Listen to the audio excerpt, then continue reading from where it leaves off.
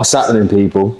Welcome back to the damn YouTube. Hope everyone is good. I feel like I haven't sat down in front of the camera and done a training video in a long time, but we're here. Have been slacking with the YouTube. I made that goal at the start of the year of doing, I think I said 3 videos per month, and I mean, I could still do that if I just make up for the rest of the year, which I'm going to try my best to do, but coaching has picked up quite a bit. I'm getting a lot of online and personal training clients, which is obviously my priority. So sometimes YouTube has to take a bit of a backseat, but I'm going to make an effort to be organized and just get these videos done, because I do enjoy making them. And although it's just a very, very small group of people that are watching them, still hope you guys are getting some value from these. So we're doing an upper session today.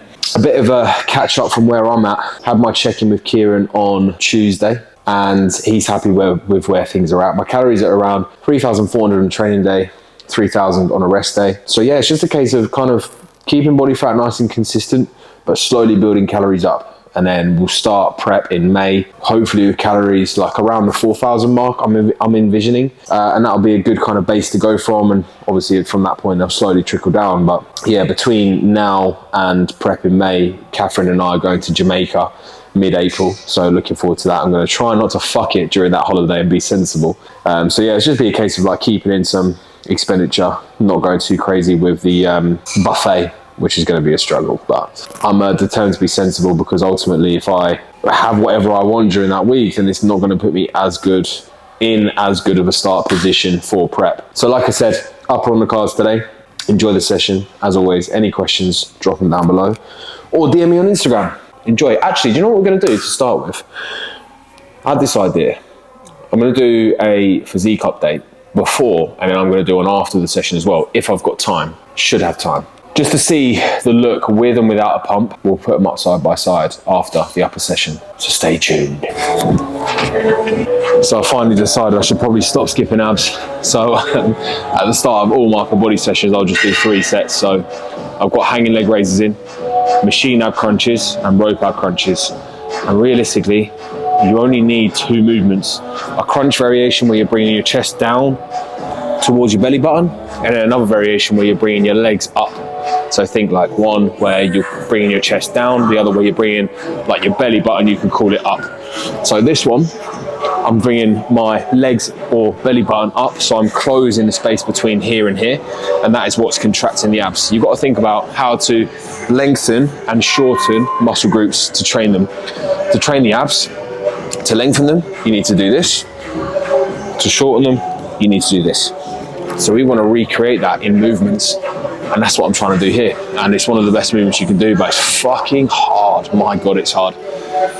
So let's give it a whirl, eh? Try to keep the upper body nice and still. And then up, slow down.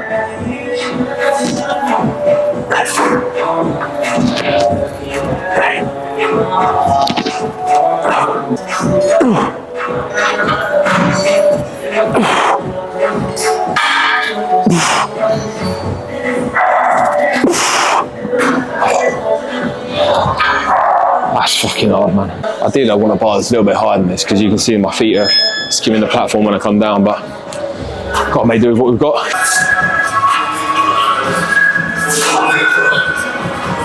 I know my calves look here. So I always do calves at the start of upper and pull sessions. So upper's on Wednesday, pull's on a Monday. Just 2 sets of calves, because for me, they're not like a real big area of focus. I've got like pretty good calves, quite blessed in that department. Maybe not others. So you can see when it comes to most calf raises, you want about 1/3 of your foot on the platform really, or just enough on the platform so your foot's not slipping off during the set. And the key with this is get your heel as low as it can go, okay? You can see that, like, if I wanted to, I could not get my heel any lower than that. So that is the calf muscle fully stretched at that point. Come up, little pause at the top, big pause at the bottom. Really minimize any kind of momentum here. What you see a lot of people do is start riding this like a fucking pony, bouncing the reps around, and then wonder why they've got small calves. Put all these plates, baby. 80 damn kilos. Right, no messing about now. Let's get it. Oh. Oh.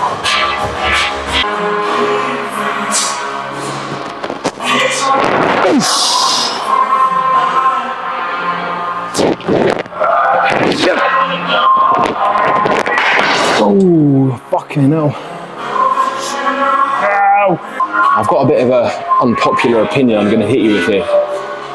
So you know how people say you need to train across a variety of rep ranges, blah, blah, blah, blah, blah. In my opinion, if the goal is to build muscle, as long as you are staying within the 5 to 20 rep range, I don't think there's much need to go over 20 reps really, and take those sets to failure, you're gonna get the benefit of that set.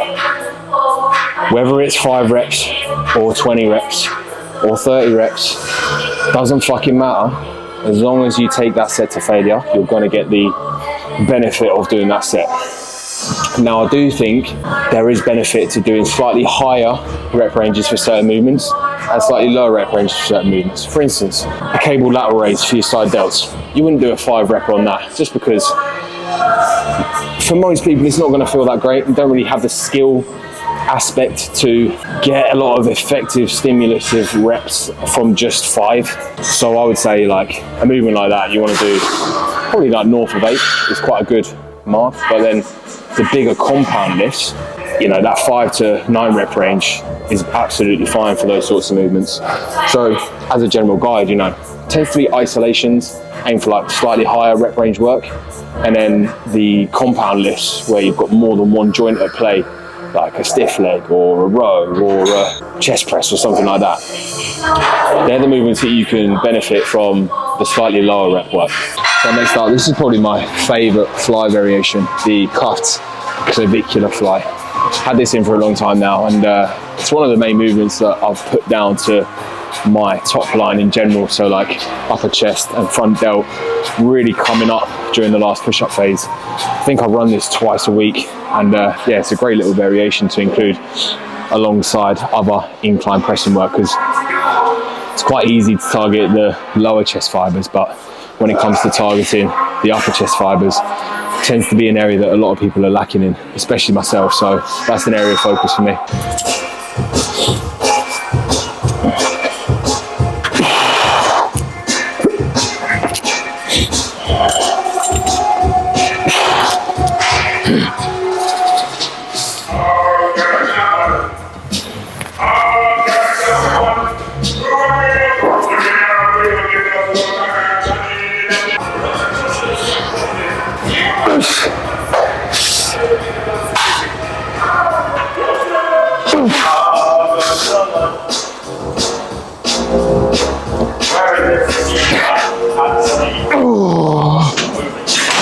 Small little progressions every session is a sure way to know you're building muscle. So it's just a case of adding reps, pushing your body weight up, getting good sleep, and it's really that simple. Take notes. Onto the big boy movements. Incline dumbbell press. Now the first set of doing these, got a 2-second pause in the stretch, which obviously makes the movement a lot fucking harder, but it's brilliant. I really like it. You just have to kind of leave your ego at the door, because obviously I'd be able to lift a lot more than this if I wasn't to pause it, but it really just minimizes any kind of momentum and also reduces the risk of injury as a result. You're not kind of like dropping and catching the weight at the bottom. You're bringing it down, slowing it down, pausing in the position that's the most hypertrophic, which means that that deep stretch is where the movement is the most beneficial. You got to think, as you press up, there's no real tension at the top position here, because the dumbbell is above the axis, which is the shoulder. As we move it down and out, that's where it gets heavier and heavier. So adding a pause in there, brilliant, highly recommended. Last time I did 42.5 for 7. So obviously we're gonna get 8 today, and I will be getting fucking 8 reps. Gonna get a spot. Come on, 8 reps.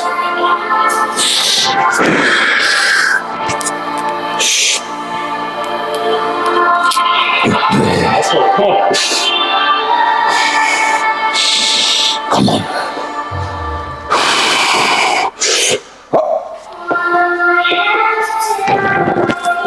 Let's go.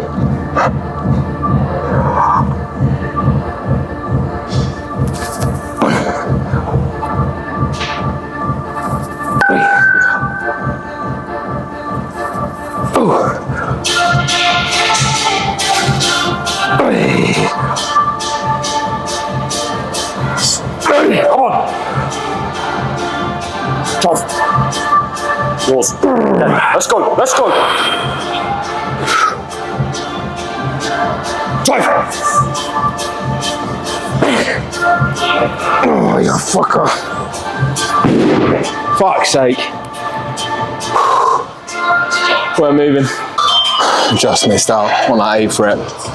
Charlie had to spot me there, but I'm blaming it on different dumbbells, different bench, because last time I did this session again, so that's obviously going to have a bit of an impact. But anyway, 40 kilos, did 40 for 10 last time, so we'll obviously see if we can get 11. That's the goal. Nah, I've got to go in with the same mindset I did in the first set. I'm going to get fucking 11 reps. I'm going to do it. But this one is without a pause, so continuous reps. Let's see.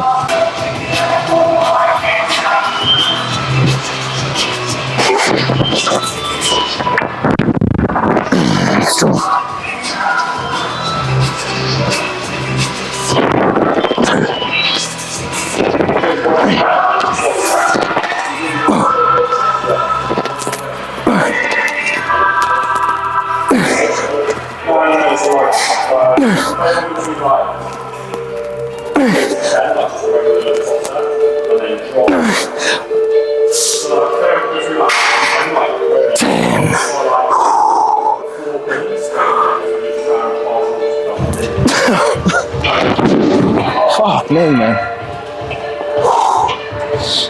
Do you know what I think it is as well? When I did this session last week, I did a normal pec fly. Whereas this week, I've done a clavicular pec fly, which is obviously a little bit more upper chest bias. And then I'm going to another upper chest bias movement, so those fibers are a little bit more fatigued coming into this exercise than they were last week. Fuck. So yeah, kind of makes sense, but ultimately, if you do drop numbers in the gym, you can't beat yourself up about it, and you can't let that dictate the rest of the session. I'm still going to go in, I'm still going to try and progress everything. I can't just let a couple, one set where I've not beat numbers ruin the rest of the session. If you do that, you're just fucking childish in my opinion. Right, next up, some side delt work. This is another big area of focus for me. So I'm using the side base Bravo here, and we've got the bench at about a 45-degree angle. And the setup here is on this column, number 16, and on this rotational circle thing, number 2. So if you have a side base Bravo in your gym, you can set it up similar to this. Obviously you want cuffs. By the way, if you don't have a pair of cuffs in your gym bag, get yourself a pair of gym cuffs. Absolutely fantastic. And then lie down. Out as wide as you can. Pause.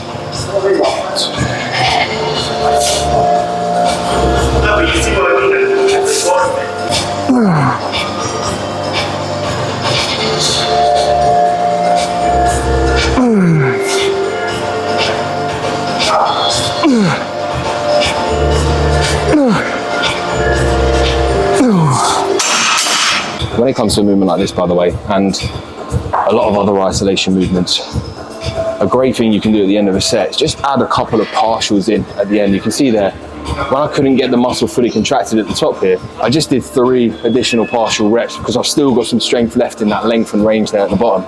So it makes sense just to add on like 3 to 5 extra sets at the end of each set on muscle groups that can recover really well, like side delts, for instance, rear delts, arms are another good example.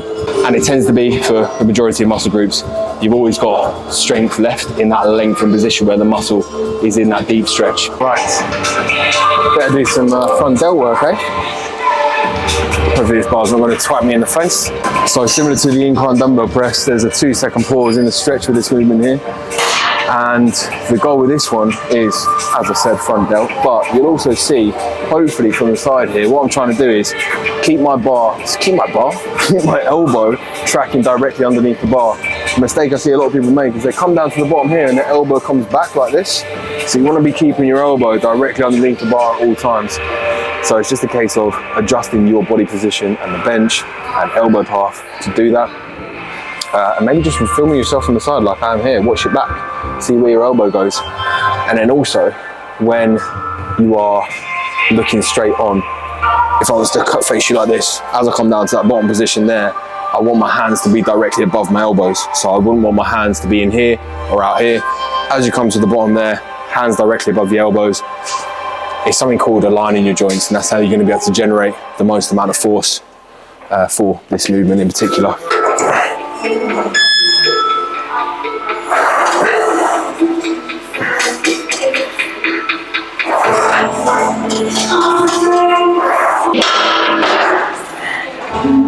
Bosh.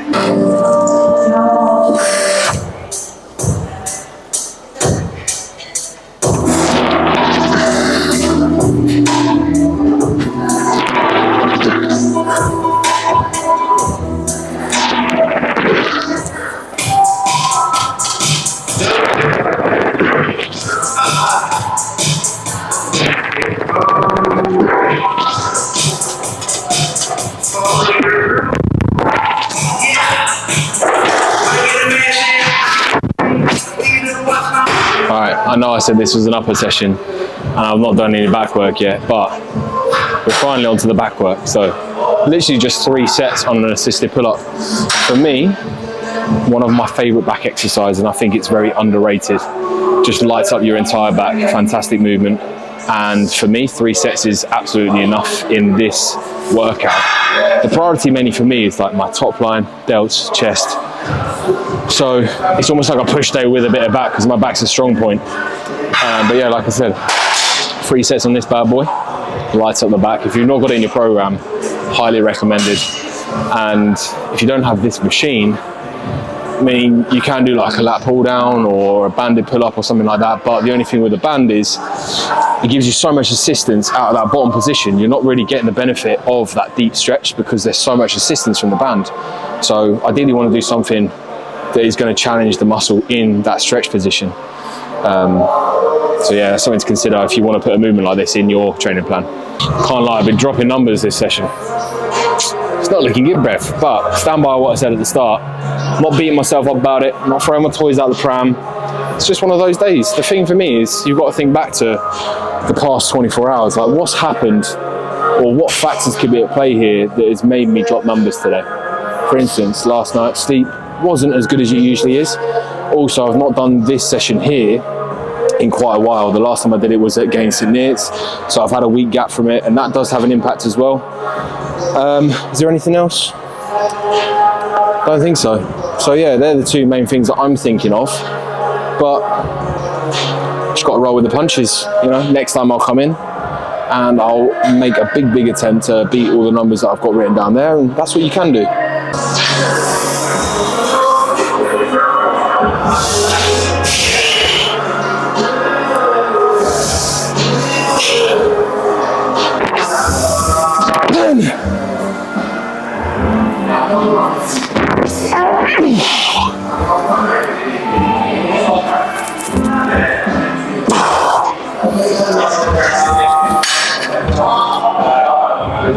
Ooh, oh my goodness. 1 set and my back's toast, mate. Toast.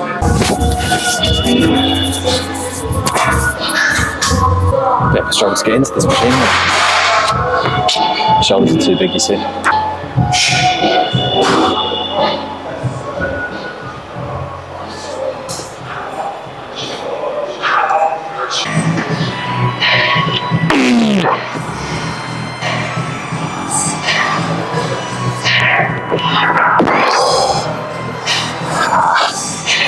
That's a fuck of that machine. It's starting to hurt my elbow a little bit as well, so I might have to either reduce the weight or just swap it out altogether. For me, a lot of tricep movements to load that length position when my elbow is up high tend to give me a bit of an elbow niggle, so I need to be careful. Left arm, it's alright. You can see the challenge of this movement comes from the stretch here. There's not really much going on in that top position there, so making sure I just spend a little bit of time here. And then go. Nice. 10. well, I'm a little bit short on time now, so instead of doing the machine I was meant to, I'm going with dumbbell curls because they're quick.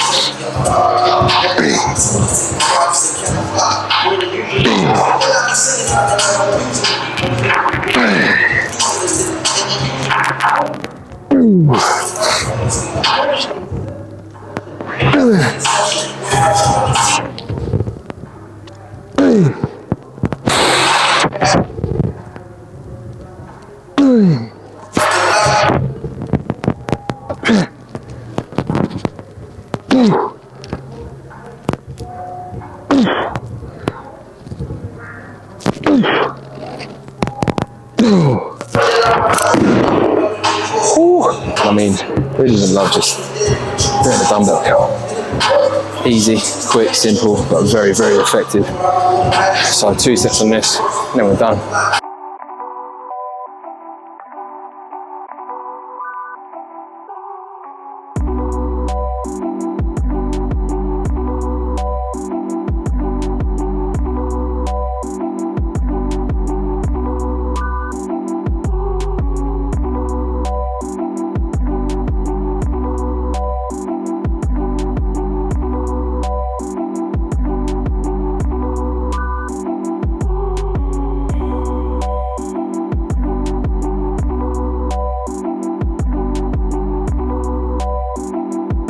So just wrapping up the edit for this video now, as you can see at the end of the session there, the difference between not having a pump and having a pump does make a big difference to a physique, so it's quite interesting to see that. But I hope you took some value from the video today.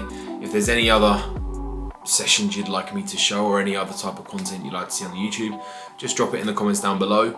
If you haven't subscribed, do me a favor and subscribe. And obviously hit the bell notification as well if you're a legend. If you've got this far, fair play. And I'll catch you in the next one.